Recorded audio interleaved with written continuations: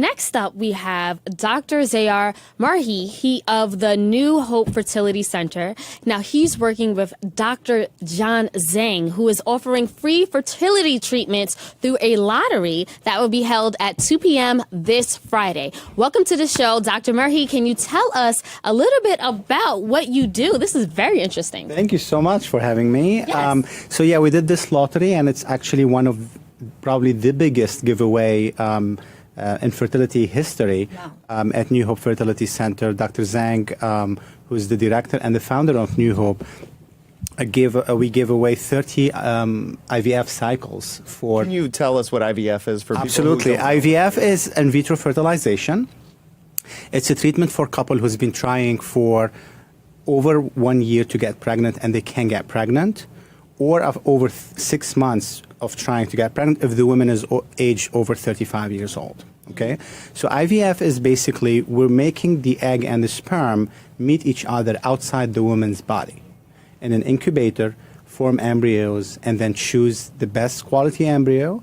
You can also do genetic testing for that embryo to choose the sex of the baby, or to make sure that the baby is going to be healthy without problems such as Down syndrome. And then we transfer the embryo back to help the couple have a baby. And why did you guys decide to give away, 30-some treatments away to New York families, correct? Or to Correct. To anybody who participated in the lottery.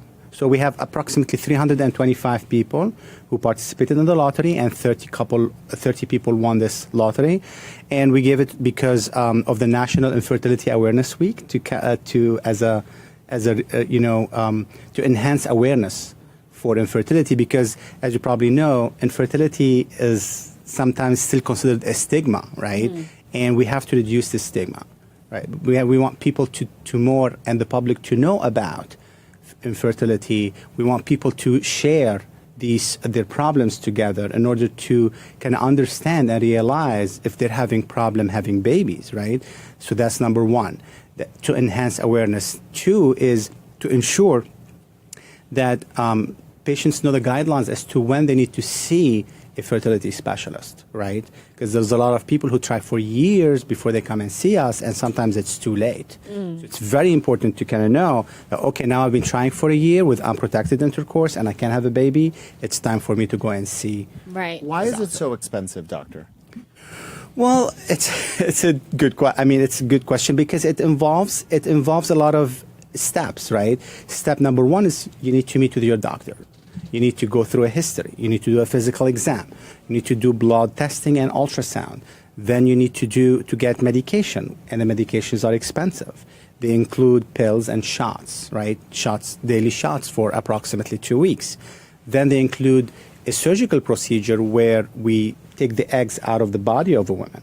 Then we need to add the sperm, fertilize, put them in the incubator, wash them for a few days, then put the embryo back inside the uterus. So it's a very meticulous step, and that costs a lot of money. I'm wondering if this would be covered under Trump care. Or if it should be. Or should we just not even hope for that? I know Massachusetts covers some. They do. Actually, some health insurances, they do cover, they give good benefits, like United Healthcare, Cigna, Blue Cross Blue Shield, GHI. They do cover some of the treatments. So this can be a feasible option for some couples.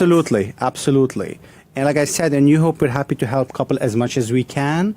That's why we give away this 30 IVF cycle, which is over $1 million, basically, of free IVF treatments. How much is it per treatment, more or less? It varies, right? It varies from what the couple wants. If somebody wants to kind of come for family balancing, let's say they have 2 girls and they want to have a boy, that might cost a little bit more money than just straight IVF, where they can't have a baby. So how right? much is straight IVF, more or less? In the country, the average is around $10,000 to $12,000 per cycle. Oh, wow. Yeah. Wow, that's pretty costly. And tell us about the wider implications, because, a lot of millennials are waiting to have children. Yeah. And, 35 creeps up on us, and then, lo and behold, we have no children. Yes. Where do you guys come in?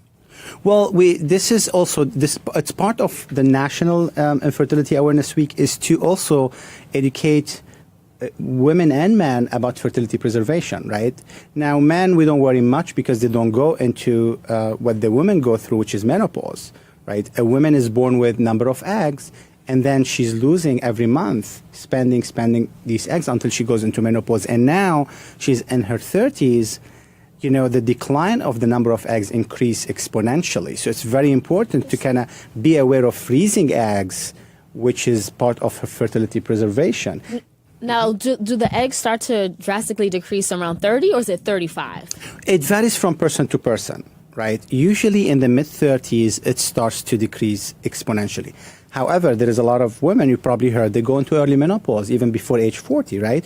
1% of women in the country have something called premature ovarian insufficiency or premature ovarian failure. They have early menopause. So it's going to also be very important if a woman starts to have irregular periods or skipping periods, right? Is okay, maybe I should see someone for potentially to freeze my eggs. You know what, doctor, you're scaring me. I think I need to go to the fertility center this Friday at 2 o'clock. I think you might freeze my eggs. I'll help you. I'll help you. Just in case, I might have to enroll into this lottery that you there have you going go. on. It's too late, though. So explain the process for freezing your eggs, because I know a lot of females who are in their mid-30s who are worried about their continued fertility and whatnot. How does that work? It's actually it's very simple, right? She comes, we have an evaluation to make sure she's healthy, there's no problems and stuff like that. Then we do a physical examination, then we make sure there are eggs, right? And then she takes pills and shots for approximately 2 weeks, and then she undergoes a small surgical procedure where we suck the eggs through the vaginal walls. So there is no incision in her belly or anything like that. Everything is done through a vaginal ultrasound where it's attached to it a small tiny needle that goes through the side of the vagina into the ovary, and then we suck the fluid from the ovary, and the fluid contains the egg. Definitely. So when do we have to hit the panic button about fertility? What age, doctor? This is a huge topic I'm 33 years old, so this is a topic that I hear among my friends or whatnot. And I'll be 30, so that's why I'm just like, should I be worrying about freezing my eggs? I'm taking them right here. I was For you, it's too late. Too late. Uh-oh, David. Well, I mean, it's important even for men, right? If it's important to kind of know if there is a sperm or not, because believe it or not, one out of 8 couple in the United States have fertility issues, and 40% of the time it's problem with a man. They always blame where the there is no woman, sperm, so they always blame the woman. Shouldn't blame the woman, right?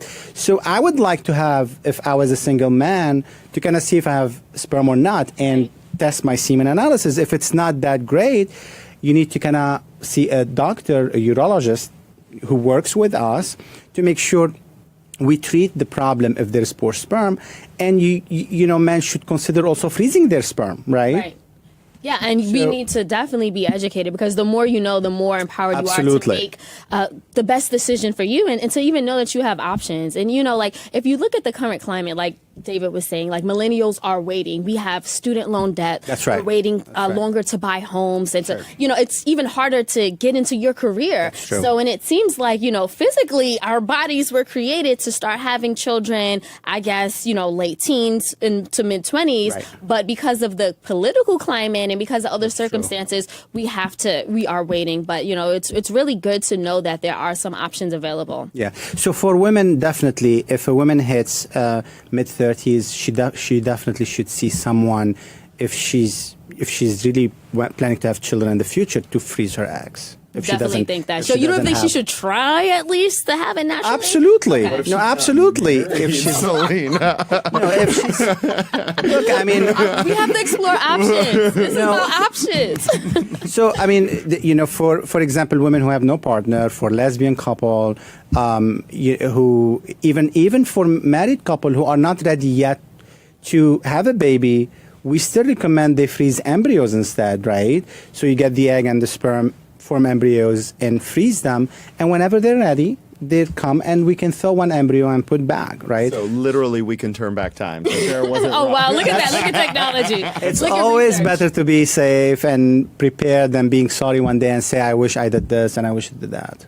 This is why we need to continue to fund science in our country. Sure. We Okay, know so- that the so Trump we don't have time administration for doesn't this. want to do that, but this is why it's so important. The debate. Doctor, thank you so much for I'll leave Thank it you so there. much for Thank having you, me. doctor. Thank you. I appreciate Definitely. it. No, we did not have time for that debate. I just Why wanted are to throw you that in injecting there. politics? No, look, politics this is injected in every form and aspect of our life. I'm just saying you're that. telling the guy who that's what he studied. Of course.